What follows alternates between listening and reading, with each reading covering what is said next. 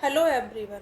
आज का हमारा टॉपिक है मृदा। मृदा क्या होती है और मृदा के प्रकार क्या क्या हैं। जैसा कि आप सभी जानते हैं कि हम लोग यूपी डीएलएड सेकंड सेमेस्टर का जो पेपर थर्ड है साइंस, हम उसका पूरा सिलेबस टॉपिक वाइज कंप्लीट कर रहे हैं। तो आज का हमारा टॉपिक मृदा क्या है और मृदा के प्रकार। इस टॉपिक से भी प्रीवियस ईयर में क्वेश्चन पूछे गए, इसलिए मैं इस टॉपिक को करा रही हूँ। तो आज हम लोग इस वीडियो में जाने की मृदा क्या होती है, इसके कण कैसे होते हैं और इसकी मृदा के प्रकार क्या क्या होते हैं, और जो मृदा होती है उस मृदा का कहाँ पे किस प्रकार से यूज होता है या किस फसल के अंदर हम इसका यूज करते हैं। जैसे कि अभी हमारा टॉपिक है मृदा और फसल। ये जो टॉपिक है ना, इस तरह से आप जब यूपीटीएल का सिलेबस देखेंगे तो उसमें ये टॉपिक दोनों कंबाइंड है, मृदा और फसल क्या होती है, दोनों का क्या संबंध है। लेकिन आज इस वीडियो हम लोग मृदा को कंप्लीट करेंगे, जब हमारा सेकंड वीडियो आएगा उसमें हम लोग फसल को कंप्लीट करेंगे। तो मृदा क्या होती है? मृदा को हम आम भाषा में मिट्टी बोलते हैं, जो आप सभी अपनी आम भाषा में इसको सुना होगा। अब मृदा मृदा पृथ्वी की ऊपरी सतह पर पाई जाती है। जो आप सभी जानते हो मृदा क्या है, पृथ्वी की ऊपरी सतह पर पाई जाती है। लेकिन मृदा के जो कण होते हैं उनमें क्या क्या पाया जाता है, वो किस आकार के होते हैं? तो मृदा के जो कण होते हैं मोटे होते हैं, मध्यम होते हैं, बारीक होते हैं। मध्यम मतलब बीच के होते हैं, मोटे काफ़ी मतलब वीक होते हैं, और स्मॉल भी होते हैं, मतलब सभी तरह के कण पाए जाते हैं। और कार्बनिक और अकार्बनिक कणों का एक मिश्रण होता है मृदा के अंदर। अब जो मृदा है, आम भाषा में तो हम लोग बोल देते हैं कि मृदा ऊपरी सतह पर पाई जाती है, लेकिन जो रियल में मृदा होती है, जो हमारे फसलों के लिए यूज की जाती है, वो मृदा किस प्रकार की हो, तो वो मृदा किस प्रकार से बनती है। तो क्या होता है, जिस मृदा का हम लोग फसलों में यूज करते हैं वो मृदा होती है, उसमें खनिजों का, रसायनों का और जीवों का मिश्रण होता है। जीवों का मिश्रण किस प्रकार से होता है? जैसे आप सभी जानते हैं हमारी पृथ्वी पर कई प्रकार के जीव पाए जाते हैं, तब वो हमारे वो जीव मर जाते हैं तो उनकी बॉडी जीवाश्म बन जाती है काफ़ी। तो उसके जीवाश्म से क्या होता है, हमारी वो जीवाश्म जब मृदा में मिल जाते हैं ना, मृदा जो हमारी है बहुत ही अच्छी बन जाती है हमारी फसलों के लिए।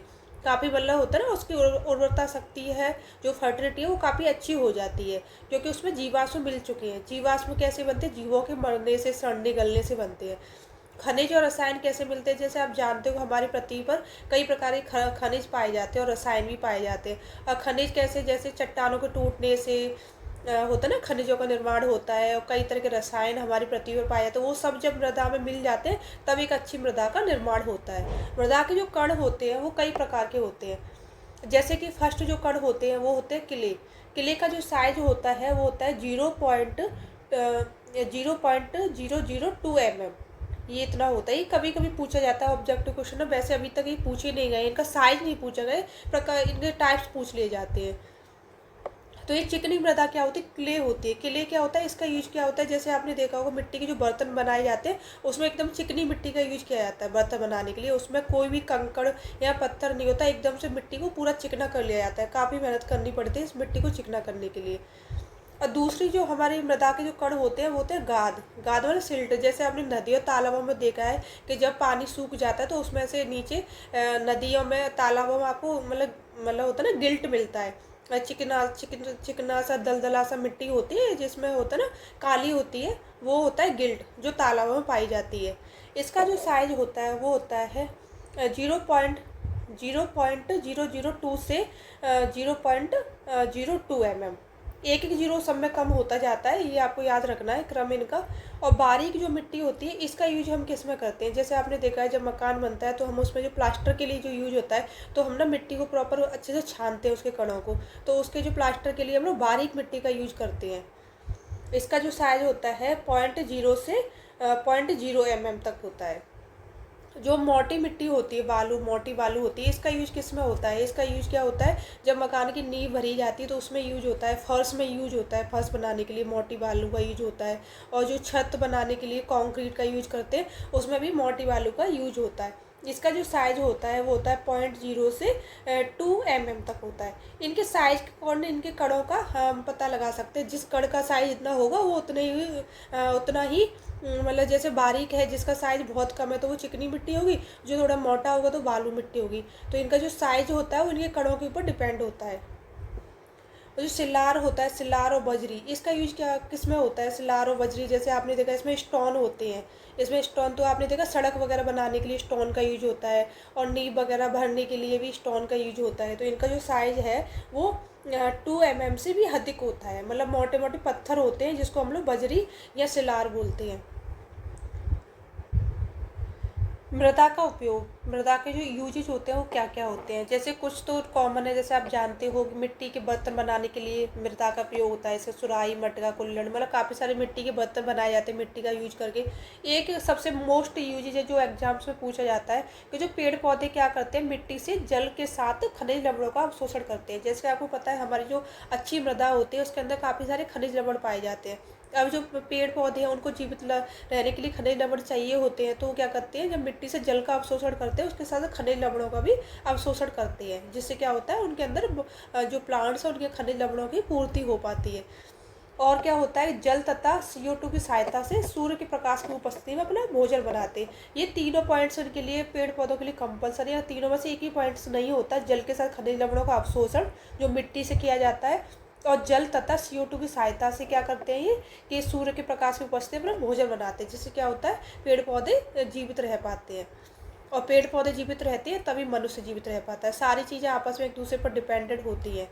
और मिट्टी के बर्तन बनाने के लिए यूज होता है। मिट्टी का उपयोग भवन निर्माण, मतलब मकान वगैरह जो बिल्डिंग्स बनाई जाती है उसमें मिट्टी का उपयोग होता है, क्योंकि मिट्टी से ही ईंटों का निर्माण होता है। आजकल मोस्टली जितने भी घर वगैरह बनाए जाते हैं सब ईंटों से ही उनका निर्माण किया जाता है।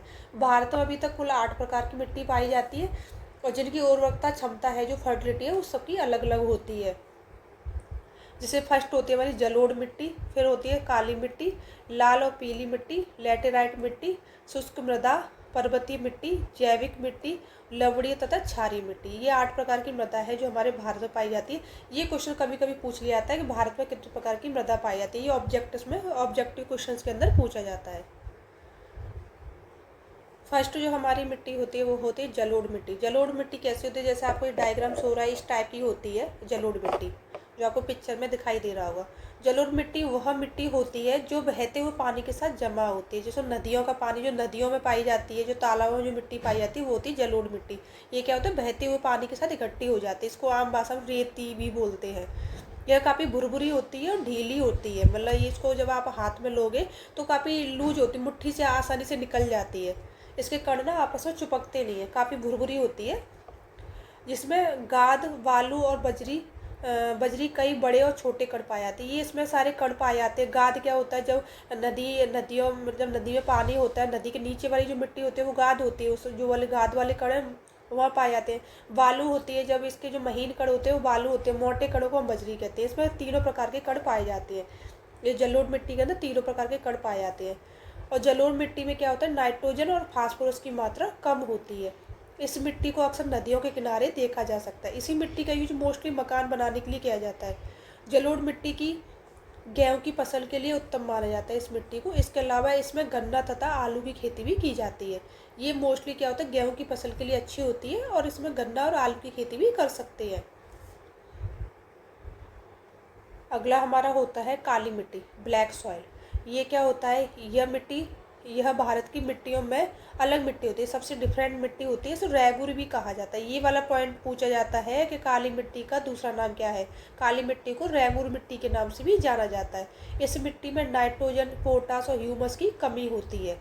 क्या होता है, जैसे आपने कभी भी देखा ना, जब मिट्टी में हमारे नाइट्रो, पोटास और ह्यूमस नहीं पाए जाते तो लोग क्या करते हैं, इनको अलग से डालते हैं, नाइट्रोजन डालते हैं। जैसे खेती होती है तो खेती में देखते हैं ना, कुछ पोषक तत्वों की कमी होती है तो फसल अच्छे से नहीं उग रही होती, तो ये सारे नाइट्रोजन, पोटास वगैरह ये सब ऊपर से मिलाए जाते हैं।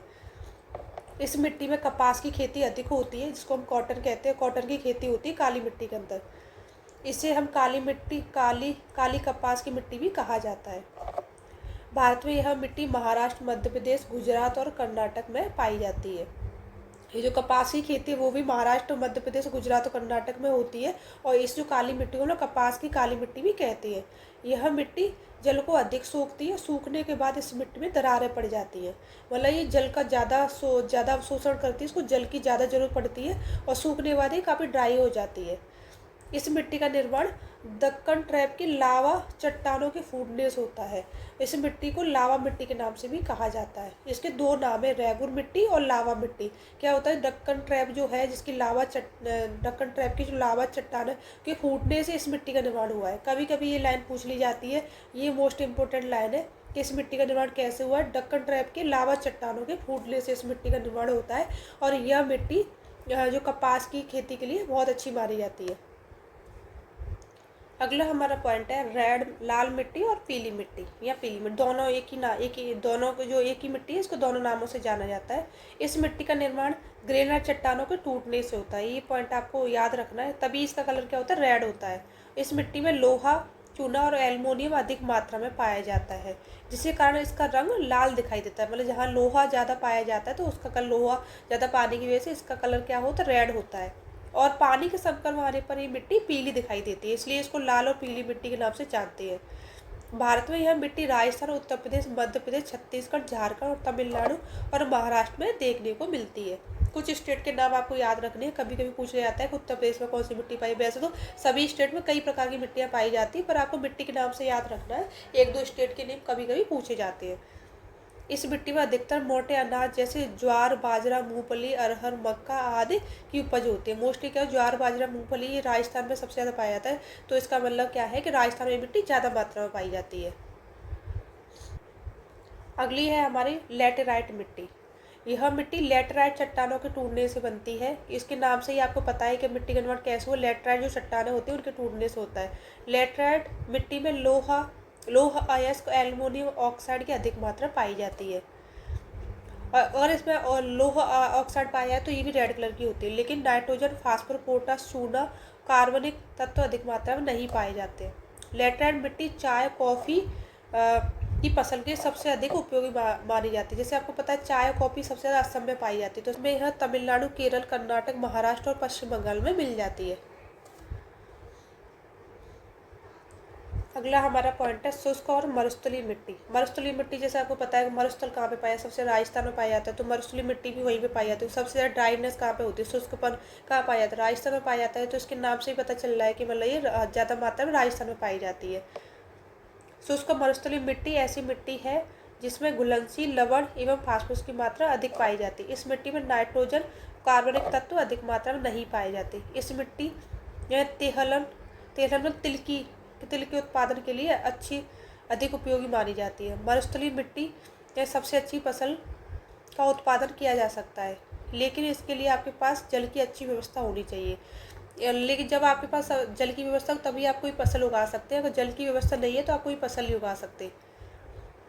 इस मिट्टी में तिलहन के अतिरिक्त ज्वार, बाजरा, रागी की फसल पैदा की जाती है। जैसे आपको पता है ज्वार, बाजरा, रागी मोस्टली राजस्थान में होता है, और ये मरुस्थलीय मिट्टी भी राजस्थान में पाई जाती है। सबसे ज़्यादा मरुस्थल हमारे राजस्थान में ही है, और यहाँ पे तिलहन की भी फसल होती है, लेकिन वहाँ पे पानी की आवश्यकता होती है। अगला जो हमारा मिट्टी है वो है पर्वतीय मिट्टी। जो पर्वतीय क्षेत्र होते हैं वहाँ पे ही पर्वतीय मिट्टी पाई जाती है, जैसे कि हिमाचल है, उत्तराखंड है, जम्मू कश्मीर है, वहाँ पे ही पर्वत सबसे ज़्यादा पाए जाते हैं। मतलब वहाँ पे महाराष्ट्र वगैरह में पाए जाते हैं। तो पर्वतीय मिट्टी एक ऐसी मिट्टी होती है जिसमें कंकड़ और पत्थर की मात्रा अधिक पाई जाती है। मतलब पर्वतीय मिट्टी में क्या होता है, कंकड़ पत्थर ज़्यादा होते हैं। और पर्वतीय मिट्टी में पोटास, फास्फोरस एवं चूने की कमी पाई जाती है। पहाड़ी क्षेत्रों में नागालैंड में झूम की खेती के लिए अधिक उपयोग किया जाता है। मतलब नागालैंड में भी पर्वत होते हैं, वहाँ पर झूम की खेती इस तरह की मिट्टी में की जाती है। ये वाला क्वेश्चन बहुत पूछा जाता है, झूम की खेती कहाँ पर होती है, नागालैंड में की जाती है झूम की खेती। पर्वतीय क्षेत्र में सबसे अधिक गर्म मसालों की खेती होती है। मतलब पर्वतीय जो मिट्टी होती है उसमें सबसे ज़्यादा क्या होता है, गर्म मसालों की खेती की जाती है। और पर्वतीय जो मिट्टी होती है उसमें झूम की खेती भी की जाती है। अगली जो हमारी मिट्टी है वो जैविक मिट्टी, 7वां नंबर है। इसको हम पीट मिट्टी के नाम से भी जानते हैं। जैविक मिट्टी को हम दलदली मिट्टी भी कहते हैं। दलदली मतलब क्या होता है, एक मतलब इसमें पानी का मिश्रण काफ़ी ज़्यादा होता है तो दलदली हो जाती है, जिसमें आप पैर रखोगे तो आप उसमें आपका पैर धस जाएगा, उसको हम दलदली मिट्टी कहते हैं। दलदल जैसे आपने सुना होगा। भारत में दलदली मिट्टी का क्षेत्र केरल, उत्तराखंड और पश्चिम बंगाल में है। दलदली मिट्टी में फास्फोरस और एवं पोटास की अधिक मात्रा नहीं पाई जाती है। ये कुछ मतलब जो हमारे खनिज लवण है, जो मिट्टी के हर मिट्टी में अलग अलग प्रकार के खनिज लवण पाए जाते हैं, तो आपको इनको भी याद रखना है कौन सी मिट्टी में कौन सा खनिज लवण पाया जाता है और कौन सा नहीं पाया जाता। लेकिन इसमें लवण की अधिक मात्रा पाई जाती है। दलदली मिट्टी भी फसल के उत्पादन के लिए अच्छी मानी जाती है। इसमें भी काफ़ी सारी फसलें उगाई जाती है दलदली मिट्टी में। अगली जो हमारी मिट्टी है वो है लवड़ी मिट्टी या क्षारीय मिट्टी। इसमें क्षार पाया जाता है। लवड़ी मिट्टी को हम क्षारीय मिट्टी या रेहम मिट्टी, ऊसर मिट्टी, कल्लर मिट्टी के नाम से भी जानते हैं। मतलब ये कई इसके नाम होते हैं इस मिट्टी के, किसी भी नाम से आपसे ये पूछी जा सकती है। आपको अदर नेम हर मिट्टी की पता होनी चाहिए। जिस क्षेत्र में जल के निकास की सुविधा नहीं पाई जाती है उस क्षेत्र में क्षारीय मिट्टी पाई जाती है। मतलब जहाँ पर जल एक ही जगह ठहर जाता है, जल वहाँ से नहीं निकल पाता, वहाँ पर लवणीय मिट्टी का निर्माण हो जाता है। वैसे क्षेत्र की मिट्टी में सोडियम, कैल्शियम एवं मैग्नीशियम की मात्रा अधिक पाई जाती है, जिससे वह मिट्टी क्षारीय हो जाती है। मतलब क्या होता है, सोडियम, कैल्शियम, मैग्नीशियम की मात्रा अधिक पाई जाती है, इसके कारण ये मिट्टी क्षारीय हो जाती है। क्षारीय मिट्टी का निर्माण समुद्र तटीय मिट्टी में अधिक किया जाता है। समुद्र तटीय जो मैदान होते हैं वहाँ पर क्षारीय मिट्टी का ज़्यादा निर्माण होता है। इसमें नाइट्रोजन की मात्रा भी कम पाई जाती है, इसमें नाइट्रोजन नहीं पाया जाता। भारत में क्षारीय मिट्टी पंजाब, हरियाणा, पश्चिमी राजस्थान एवं केरल के तटीय क्षेत्रों में पाई जाती है। मतलब क्या होता है कि जो पंजाब, हरियाणा में तो पाई जाती है, पश्चिमी राजस्थान और जो केरल है, जो उसके तटवर्ती क्षेत्र है, वहाँ पर सबसे ज़्यादा पाई जाती है। समुद्र के जो आसपास का जो एरिया होता है वहाँ पर इस तरह की मिट्टी ज़्यादा पाई जाती है, जिसमें नारियल की अच्छी खेती की जा सकती है। सबसे ज़्यादा क्या होता है कि ये जो मिट्टी है मोस्टली क्या होता है, समुद्र तटीय जो मैदान होते हैं, समुद्र के जो लगे हुए जो राज्य होते हैं वहाँ पे सबसे ज़्यादा पाई जाती है, और इसमें नारियल की जो खेती है वो सबसे अच्छी पाई जाती है। Thank you so much watching this video. अगर आपको वीडियो पसंद आता है तो वीडियो को लाइक करें, शेयर करें और चैनल को सब्सक्राइब करें।